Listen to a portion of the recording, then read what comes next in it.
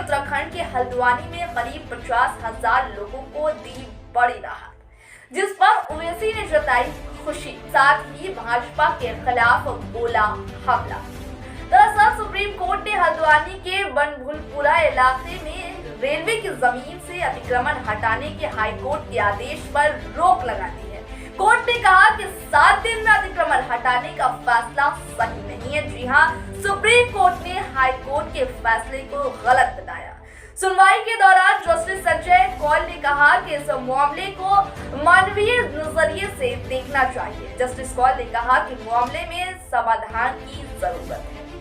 Supreme court में इस मामले में अगली सुनवाई 7 फरवरी को होगी। सुप्रीम कोर्ट ने तब तक के लिए हाई कोर्ट के फैसले पर रोक लगा दी है। जी आप बता दें कि अगली सुनवाई 7 फरवरी को, और तब तक के लिए सुप्रीम कोर्ट ने हाई कोर्ट के इस फैसले पर रोक लगा दिया है, जिस पर असदुद्दीन ओवैसी ने खुशी जताई है।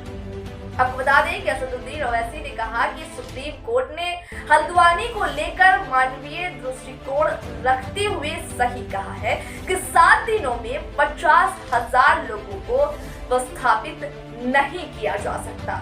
उन्होंने कहा कि कोर्ट ने पुनर्वास की जरूरत पर जोर दिया है और माना है कि 1947 में कई लोगों ने यहाँ जमीन खरीदी थी। ओवैसी ने आगे कहा कि सुप्रीम कोर्ट ने हाई कोर्ट के उस अजीब आदेश पर रोक लगा दी है, जिसमें सरकार को बिना उचित प्रक्रिया के लोगों को विस्थापित करने और यहाँ तक के इलाके में अर्धसैनिक बल तैनात करने के लिए कहा गया था।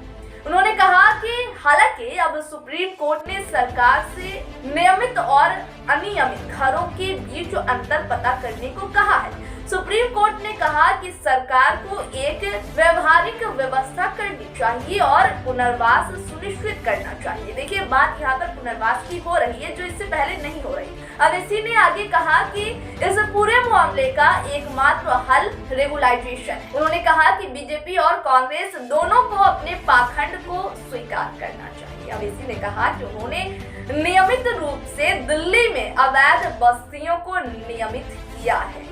मोदी सरकार ने खुद 2 बार कॉलोनियों को नियमित करने का काम किया है, लेकिन बीजेपी के मुताबिक मुस्लिम ही सिर्फ बुलडोजर के लायक। दरअसल आरोप है कि हल्द्वानी में करीब 4400 परिवार रेलवे की जमीन पर अतिक्रमण करके रहे। इस मामले में हाई कोर्ट ने दिसंबर 2022 में रेलवे को अतिक्रमण हटाने का आदेश दिया था।